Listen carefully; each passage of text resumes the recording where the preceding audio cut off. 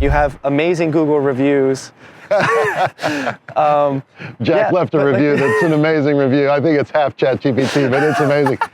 You playing some 3-5 games in the corner instead of at a local park. 3-5, you've elevated me from 3-0. I'm making progress.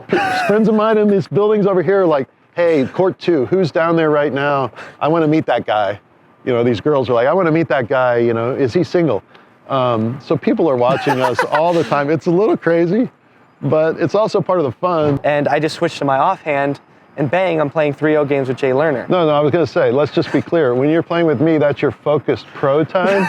I did look at the numbers last week because the wait list is so long right now. And I'm like, if it was just based on attrition of people leaving, it would be like 15 years to be a member here. Hey guys, Jack Monroe here, and I'm back with another pod, and oh my God, we have a ghost ball feeder. We got to keep that in. So I'm here joined with Jay Lerner, original founder and current owner of Urban Pickleball Club here in Austin, Texas. He's been an amazing guy. I've been lucky enough to meet him and get a lot closer with him the past year or so. I mean, how long has Urban been around for? 1 year, basically. 1 year. When was the anniversary? October 6th. October 6th. So a year and a month. And so, yeah, Urban has gone through a lot of different phases and changes, and it still is even close to be done. But just a quick overview of Urban Pickleball. It's 6 outdoor courts situated smack dab middle of downtown on top of a parking garage.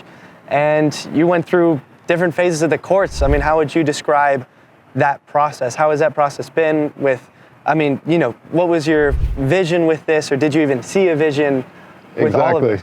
So, no, we did not have a vision. We started out as playing pickleball rec with my family, and then the public courts at Austin High that we were playing at started to get fuller and fuller and fuller. And so we were waking up earlier and earlier to go play, and it was so stressful.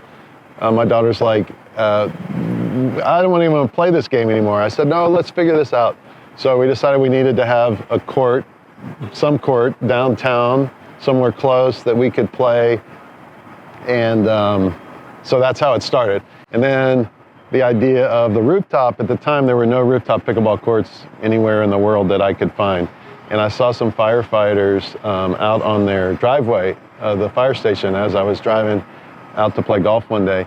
And I had the idea, well, hell, if they can play on the street, how come I can't play on the rooftop of our apartment building garage, which is a block from here? So we put up some duct tape lines and we put a temporary net. And we started playing, and I was like, oh, this is like 95% pickleball. People were coming down from the building, meeting new people, and we were like, this is awesome. Although the building didn't see it that way. The next day they called us and said, they ripped up the lines, they took our temporary net, and they said, if you ever do that again, we're evicting you from the building. So I'm like, really? Let's figure it out. They're like, absolutely not. You can't do it on a rooftop anywhere. That's not gonna ever happen in Austin. And so I kind of had this goal of proving them wrong and having a place that our family could play and maybe share with friends and maybe friends of friends. But that's basically how it started out. I was looking for a flat spot near where we lived. And this garage where we are now is sitting here. It's a whole city block. No one ever parks on the rooftop. So I thought, oh, this is easy. We'll just put some pickleball courts up there. So we bought some rolling mats from Pickleball United, and those were the first 2 courts that we built here, and everyone thought it was a stupid idea.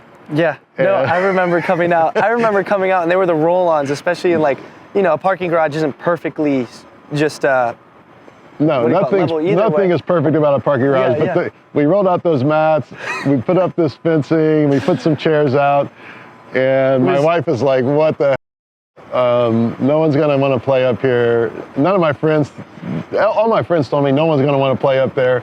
And I said, well, I'm gonna play up there.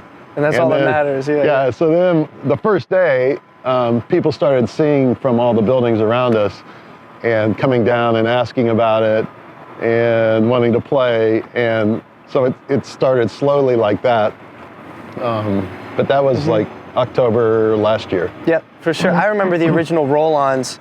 And I mean, this place was packed. I mean, like, ever since I started coming, like, it seemed like, because especially with, you know, just 2 courts, it's pretty easy to fill 2 courts. It became packed once you came. That's what you meant. And then now it's like, now you Always actually taking credit. I love it. now you actually have these courts painted. The material's legit. I mean, like it's the same person that did it as that did the lab. Right. Right. Yeah, Jason Ladner is amazing with refinishing surfaces. So the landlord allowed us to do it after like 6 months. I mean, there were no rooftop pickleball courts. So when we went to the landlord and said, hey, we want to do pickleball courts for us to play on, they thought it was crazy. They said no about 100 times. And I was determined that I was going to do it. And this was a great spot, and it was close where we live. So I just kept pushing. And then after 6 months, and they didn't get any complaints, and the balls weren't going over the roof, and everyone was having fun, and they could see that people were enjoying it. Yeah. They said, hey, if you want to make the surface better, they said, we'll let you try it.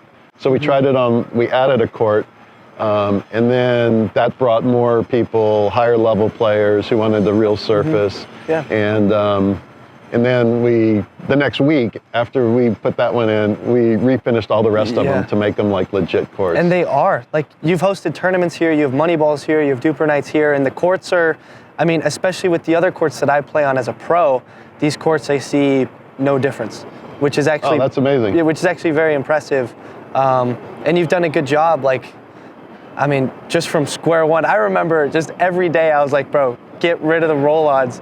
Yeah. It makes sense. It was Well, you were get rid of the temporary nets we had. They had a pole right in the middle, and you guys were hitting the pole. Now, when amateurs, rec players hit the pole, it doesn't matter. But when y'all hit it, and it flies back at you. For sure. Yeah, we had some pros come out just because of the location and the views of all the buildings. They wanted to come check it out, and they're hitting that pole, and they're like, Jay, get rid of those nets.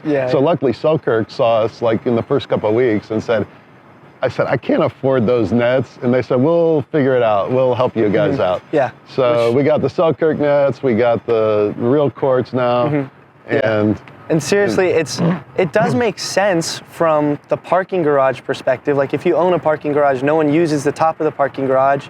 And I mean, why not lease it to someone like you who wants to make a community at the top of a parking garage? All you need is just flat slabs of concrete. Exactly. And whatever, you take the elevator down, you're 2 blocks away from your house, you're 2 blocks away from downtown. Yeah, it's like perfect. It's like our backyard pickleball court. And the whole reuse of the space, taking something that no one was using and using it really appeals to me. Most of the players don't really care about that, but I like that. I mean, I'll pick stuff out of the trash if I see it, I'll reuse it. And so using the rooftop, to me, was the perfect use. So now, the building's making money on space that they weren't. It's creating this, place for all of downtown to enjoy. And it's really changed the lives of the people that come here, and obviously me, but for sure. All the members here. So it's a win-win from so many aspects. And since day one, this is one of the things that you taught me. If the viewers want to take something away out of this, is you were the only facility owner that actually wasn't skewed by money, or wasn't in this just for profit. And because of that, you were out here, like, you were doing everything yourself. You actually cared about feedback. You have amazing Google reviews. Jack left a review that's an amazing review. I think it's half ChatGPT, but it's amazing. But no, it's not that I'm less worried about money. It's that we started it as to have a place to play. And I think one of the reasons why it's really turned into what it has, and we have a huge wait list now, everyone wants to play here, is because we really run it like is what it is, which is a place for us to play with friends and other friends of friends. And it was never to make money. I'm a retired real estate developer. It wasn't about that. It was to have a place to play. And every decision we make now is whether it's better for the members to play and not to make money. Because there are a lot of ways to make money doing these kind of things, but it's just not something that we ever thought about. It just wasn't a motivator. I mean, losing money would be not fun, but optimizing and making the last dime and all that is just not something. So there's still no employees. It's just me and my wife, Daphne. And so we do everything ourselves, and you know, we had to kind of create how to do it on a rooftop because there wasn't anyone at that point. So and now people are copying you. Yeah, I guess so. Yeah, maybe. But yeah, to kind of come up with how to do it was just, we had the trial by error. And people are like, oh, you have so much space between the courts. That's so brilliant. How'd you come up with that? And I'm like, well, actually, the reason why it's so wide between the courts over here is because the roll of turf, when you buy it at Home Depot, comes 12 feet wide. And I was like, I don't think I can figure out a way to cut it straight. So I'll just make it 12 feet wide between the courts. So that's the origin of how we had these spaces between the courts like we do. But it ended up being a great attribute of this place compared to others, is that people can hang out and, you know, the courts aren't so tight. And Yeah, for sure. No, it looks, I mean, it's pretty well spaced out. I'm glad you didn't go with those, you know, you didn't really cheat out and do like tight spaces between yeah, we the could have courts. added probably another court, but again, if you're not thinking about making money, then it's much better as a player to have it like this. So and that's why we do it. Yeah. It's much better as a player not to charge guests an amount for the whole time they stay, not by the hour, because for me, having people count every minute that they're playing and rushing to get in those games because they have to pay another hour. Yes. I hate that. No, I do too, especially like, whatever, you're at 8 all and your time's up and everybody, and you know, like the foursome that's about to come on is about to kick you off, but now you have to, Are you going to pay another hour? Yeah, exactly. It's like, that's not fun. So we encourage people to hang out, and they do. And all of that is because we just approach it as players, as members, players, and not as owners trying to make money. Yeah. So that's the... No, and I think that's the right approach. So now whenever I come here, I see just you playing some 3-5 games in the corner instead of at a local park. 3-5, you've elevated me from 3-0. I'm making progress. I thought you were going to say, since you've been teaching me, I'm now 3-5. I probably was 2-5. But you have work to do with me, so you can get me to 4-0. Yeah. I think we should start a YouTube series where it's like a road to 4-5 for you. I think. How long is that going to take? That'd take 4 years. 4 years? I'll get you on a meal plan, a workout plan. Oh my God. All of that. But lifestyle. Yeah. I mean, just looking around, obviously, it's pretty well known that Urban has the best views out of any pickleball court that anyone has ever played on. I mean, that's big. I've heard it from people in other cities. Like when I go travel and play, when I'm on tour, I hear it like, oh, you play on those rooftop courts in Austin, or whenever I mention rooftop courts, people even go like, oh, have you heard of Urban Pickleball in Austin? I'm like, yes, of course. That's my plot. That's my spot. Yeah. That's my spot. So when I hear that, it's always amazing to me, because when you start something with 2 courts and everyone tells you no one's gonna play up there. I couldn't get any of my friends to come up here. Just one friend, Tan, would come up, and I showed him where I wanted to put the courts. None of my other friends would even come up here to see what I wanted to do. So to go from that to people tell me all the time that they're somewhere on a beach in a faraway place and people are talking about this place. I thought you were going to say it's because of all the content that you produce from here. Yeah, for the record, the reason Jay gives me a free membership is so I just make content and get hundreds and thousands of millions of views. I am delaying the billing. It's not free. Anyways, we'll discuss that off camera. But it is amazing to hear that people see. I mean, the views are what they are. I didn't really think about that when we decided to do it here. It was just because it was super close to our house, which is a block away, our apartment. But to see it, I mean, I let people come film content here all the time because it's fun to see it out in the public. Getty Images came the first week and they saw it, and that really got the images out for stock photography for pickleball. But it's like, to have your baby be all over the world it's you amazing. Don't even have to brag about it. It just brags about itself. It still doesn't feel like it's even reality that it happened like this. I mean, to be thrust from not knowing anything really about pro pickleball or how the pickleball world works, and then you open some courts downtown. It happens to be Austin, which is the pickleball center of so many pros here. But I didn't know any of the pros. And like when I first met you, you remember there was a photo shoot going on, and he walks in, and I'm thinking, oh, he's a model for this photo shoot. He's kind of good looking. And then you started playing, and I'm like, what? You could play pickleball. And they're like, no, that guy's a pro. He's a very good player. I'm like, I have no clue. So for the first 6 months, I had no clue who anyone was. Which is so interesting because I'd say most people who own facilities like are very tapped into the pickleball space. You did it, for a slightly different reason, and now now obviously you're very tapped into pickleball, but like you still don't know the pro scene. No, No. Like brands and. I only know the pros that have been here to play. Yeah, exactly. And then I follow them, and I follow that. But otherwise, it's hard to get to know all that stuff.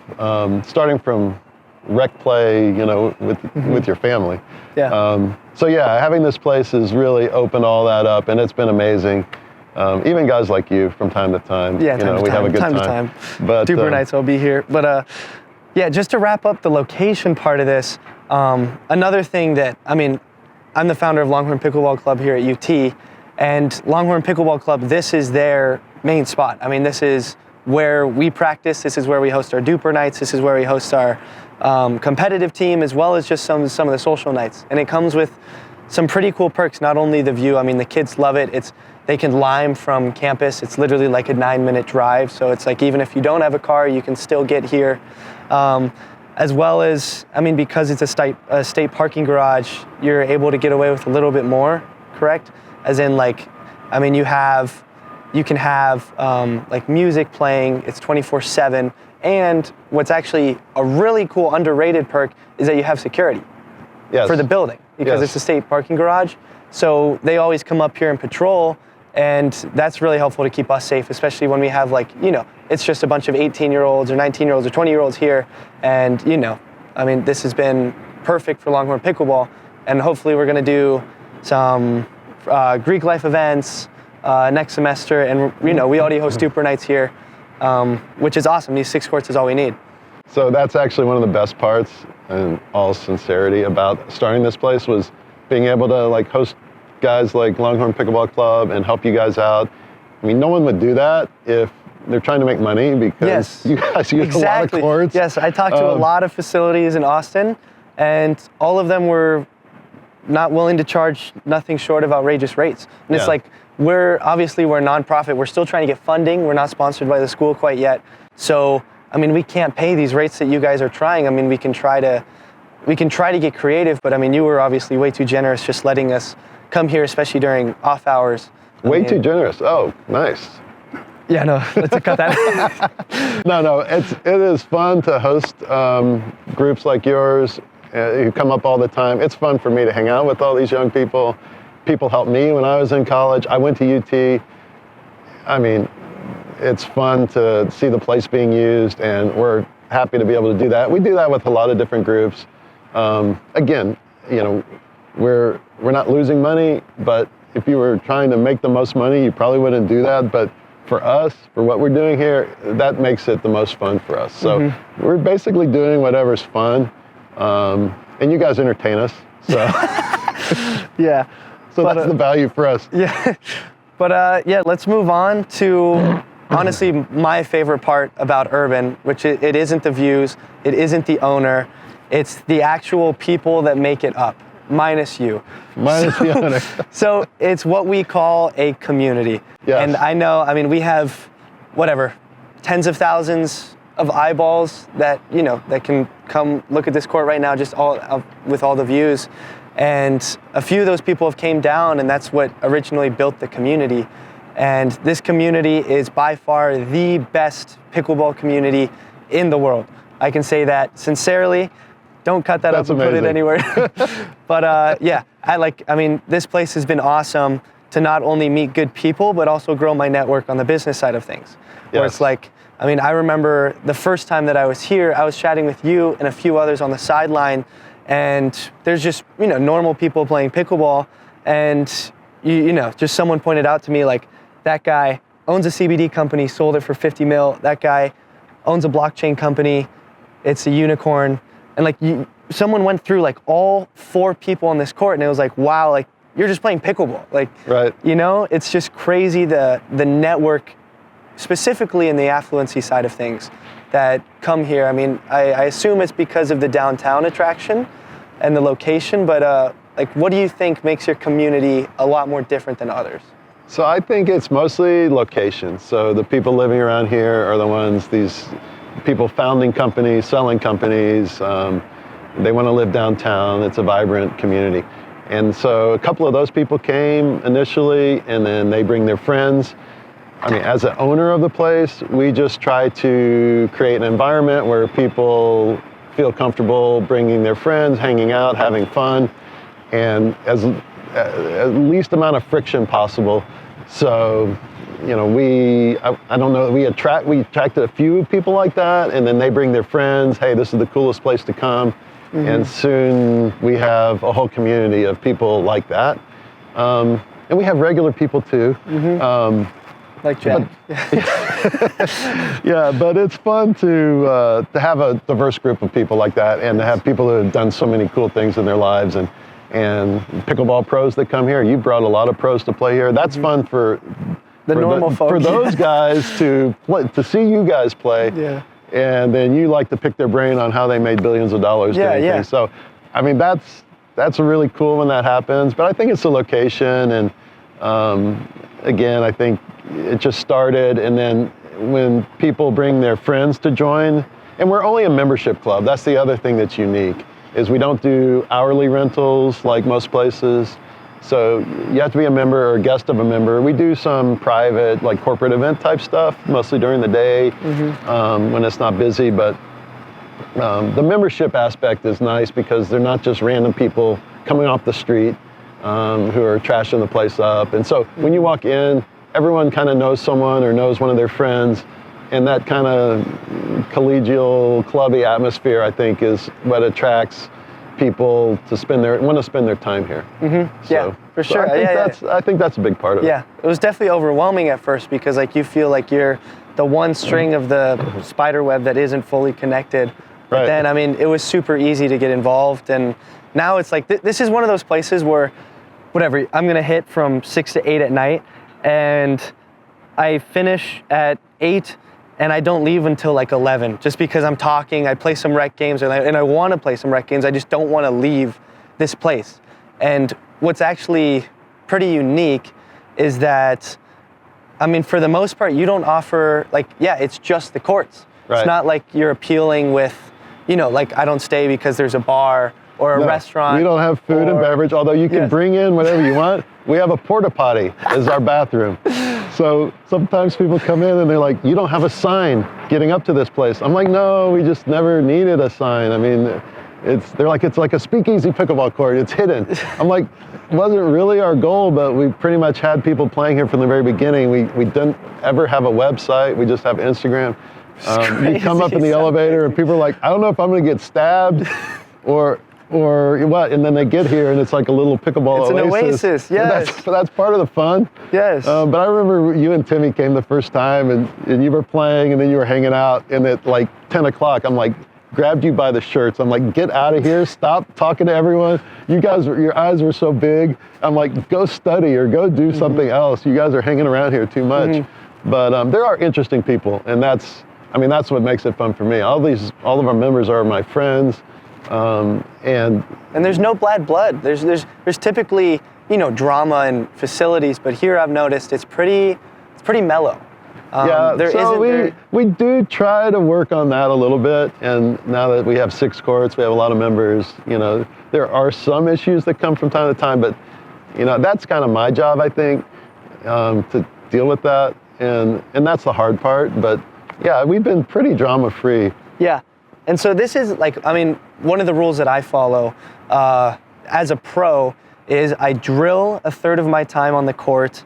I play focused rec the other third, and then which focused rec is like with pros, head down, you're focusing on the point, you're trying to play, whether it's money games or whatever, but you're actually focused. And then the other third of my time spent on the court is actually fun rec. So it's mostly whether it's like filming on the court or just messing around and having fun, and that's something that Urban can provide is both, both circles on the Venn diagram. because I come here for that third of the time where I just want to mess around and have fun, to meet people, network, and I just switch to my offhand, and bang, I'm playing 3-0 games with Jay Lerner. No, I was going to say, let's just be clear. When you're playing with me, that's your focused pro time. And then your rec time is when you're playing with someone like Gabby.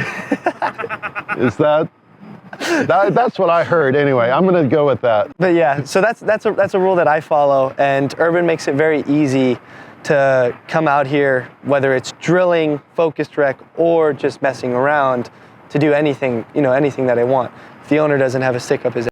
So I just remember the few times where you're like trying to hog a little too much of the court. I go right down the line, straight past you. You're going for it hard. You act like you're not, and the ball hits the line, and you just look like, oh God. And those are the moments that I will keep with me the rest of my life. Well, that's something I have to donate to charity every once in a while. Yeah, that's the payment actually for letting the Longhorn Pickleball guys play the court, is I get to win a few points that just give me those memories when I'm old and I can't walk anymore, and I can just remember those times where I crushed you. So obviously you haven't, obviously with Urban, you still have plans on growing this. You want to put in more courts. You want to hopefully put in a little paddle court. Yes, we'd like to do that. The demand for pickleball is so great right now. I'm trying to add 3 courts up here. The wait list that we have is so long now, it's crazy.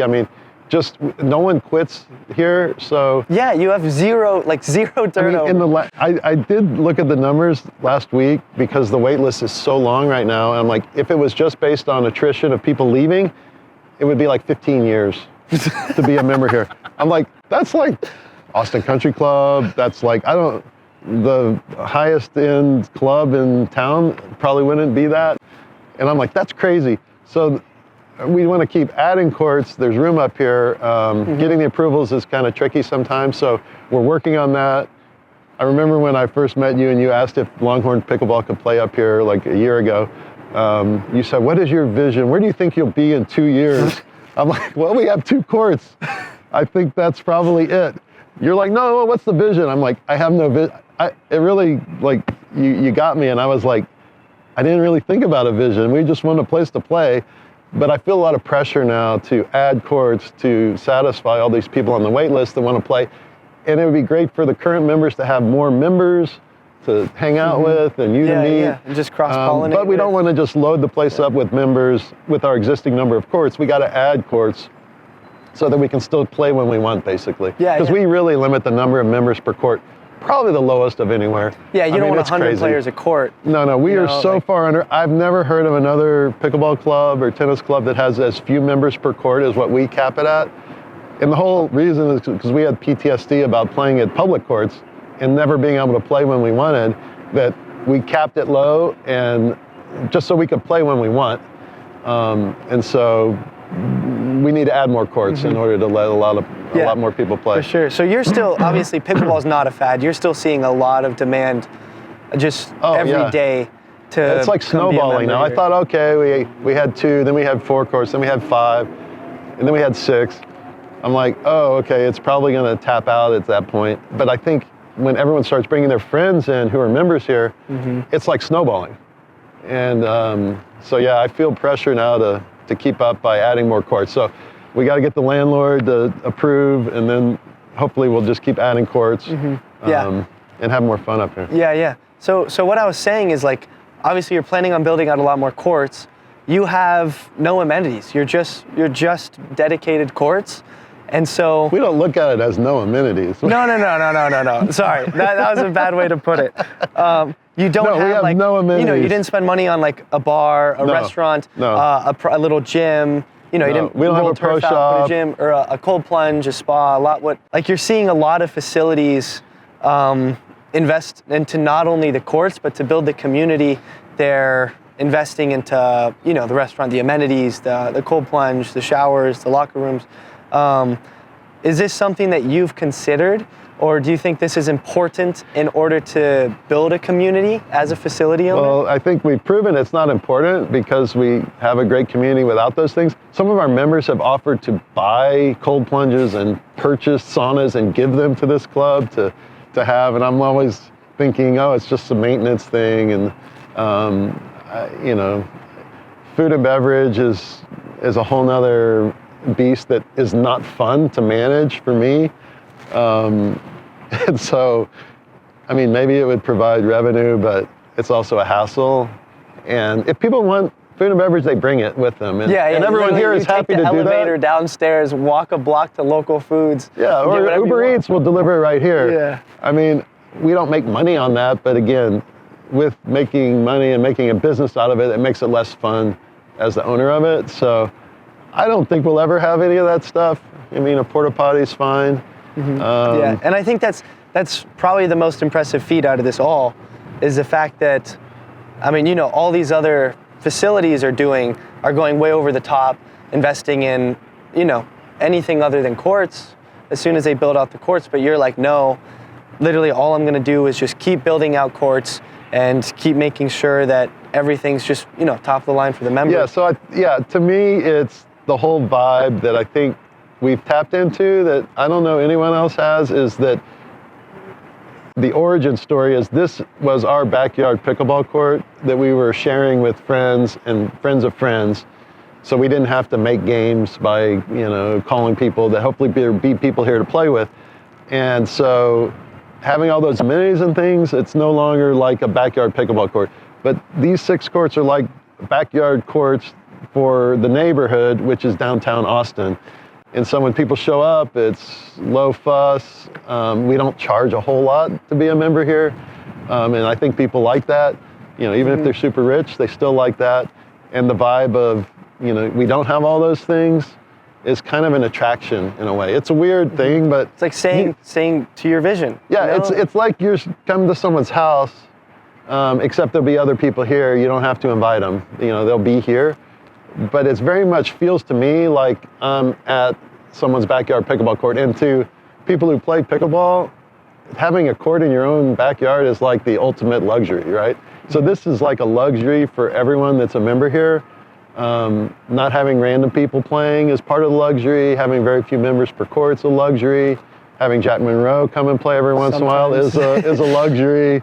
So that's kind of, I think, part of the secret to the success of how this place, and then the views, you know, it's kind of like you're on a stage downtown. It's amazing. It's you amazing. come out and you look around. Nice. You know there are 50,000 people looking at you. Yes. And so many people. Which is scary. The first time I filmed here, it was very intimidating because, like, I don't know, I was just filming alone with a tripod, and I felt like somebody's just gonna post it, just zooming in on me, like me looking stupid on a pickleball court from a high-rise somewhere. But obviously, this happens all the time. You're here playing and you think, oh, I'm just playing, no one can really see me. But when you're in one of these buildings and you look down, you can see specific people. I could point you out anywhere.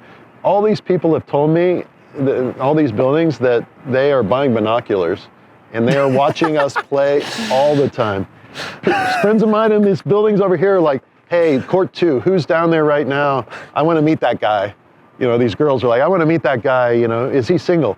So people are watching us all the time. It's a little crazy, but it's also part of the fun, because, you know, people will come, they'll take their shirt off, they want to show their stuff, you know. No, it's not the typical, like, you know, country club vibe. No, not at all. Sure. So everyone's having fun, but yeah, it's very visible. Yeah, but yeah, and another thing that helps is with all these buildings around, it helps with sunlight. You know, it helps blocking the sunlight. So like right now, I mean, it's freaking 1:30 and... Yeah, no, we're lucky with buildings that block the wind. They block the sun in the summertime. We have a lot of shade here starting at like 3 o'clock, depending on the time of year. I mean, we kind of want the sun right now because it's cold out. Yeah. But the location is unique in that way. Yeah, for sure. So we talked a little bit about it earlier, but from everything that you've learned about urban pickleball, what has been your most difficult challenge with this, from start to where you are now? I mean... Well, getting it started was the hardest thing because everyone told me it was a stupid idea to do something on the rooftop of a parking garage, including the landlord who, like, said no so many times. The other challenging part was the lead time to buy those mats, those rolling mats for the first 2 courts was so long that I bought them and paid for them before I had a lease set up to put them somewhere, so that was a little stressful. And now I think the pressure is to add more courts and get those approved and get those done, just to keep up with them. I mean, it should all be wonderful and great, and it is, and I've made a lot of friends here, but there's so many people on the wait list that call me all the time. Hey, when can I be a member? And I feel the stress from that, and I feel like I'm letting people down if we don't keep adding courts. So I'm working on that. That's been hard for the last couple of months. But yeah, getting anything started when you're the first one and there's no rule book or playbook on how to do something, the hard thing is to stick to it and do it and try it. And so, yeah, that was the hardest thing to get going. Did you involve any partners when you started this or when it was growing? I tried to get a friend of mine to come and look at it, to maybe be a partner, because it's always more fun to do things if you have a friend involved. But like I said, none of those guys would come and even look at the thing. They're like, oh, we talked to someone, you can't do it on a rooftop, it will never work. So no, and then, the downside of partners is you have to deal with a bunch of, potential issues. So no, it's just me and my wife, Daphne. She stitches the ivy together. We do everything ourselves. We empty the trash, we blow the leaves. Everyone sees us blowing and taking care of the courts from the buildings when they're working. And they're like, why don't you hire someone? I'm like, I'm used to having a house with a yard. I said, this is like our backyard. I'm blowing the leaves. I'm squeegeeing the water. Yes. I'm like, you guys pay a bunch of money to go to Barry's for a workout. I get the squeegee out when it rains. I'm like, that's a full body workout, and I don't have, I'm basically paying myself to do that. But yeah, that makes sense. So we talked about your expansion of courts. What is your vision now with urban pickleball? Like if you were to close your eyes in 3 years, I asked you this a year and a half ago. In 3 years, where do you see urban pickleball? See, you always catch me on that, because I'm thinking we're at the ultimate of where we could be, right? We have tons of people coming here, very cool people coming here, pros coming here, having a great time. Everything's under control. We need to add more courts, but I don't think more than that. I think, how could it be better? We could have more courts, maybe more hassles with that, but it would be worth it to add all these new people into the community here. But beyond, I'm just grateful, and I think that's part of what people like about it here is every time I walk in here, I'm grateful that the landlord let us do it here. They've been great partners with us, and the manager of this garage, Laz, they've been great partners. I just am thankful every day, every month that we're here. Because so many places come, then they get shut down, and you never know. So I'm just happy being here and having this place the way it is, maybe adding some courts, and then just be happy with that. I'm not trying to make it. For sure. I guess it makes sense in your, in your shoes. I mean, like me, being 20 years old, like my mind is just like, yeah, you're trying to figure out how to make your whole thing. This is just we're there. We're there here. I mean, we're not trying to climb up to something. I think it's the coolest place, and I play pickleball every day. That's another funny thing is I see some podcasts guys have done with owners of these big clubs all over the U.S., and they are advising people, if you like pickleball and you think you're going to build a pickleball club in order to play pickleball, you're sorely mistaken. As soon as you open, all you're going to be doing is working and worrying about inventory of paddles and all this stuff. You're never going to have fun again the rest of your life. And I'm like, totally wrong. We open this place. I play pickleball every day, multiple times a day. I'm having a blast. It's been amazing. There's some work that goes in, obviously, but it returns in spades. So, for me, it's like a passion. It's fun.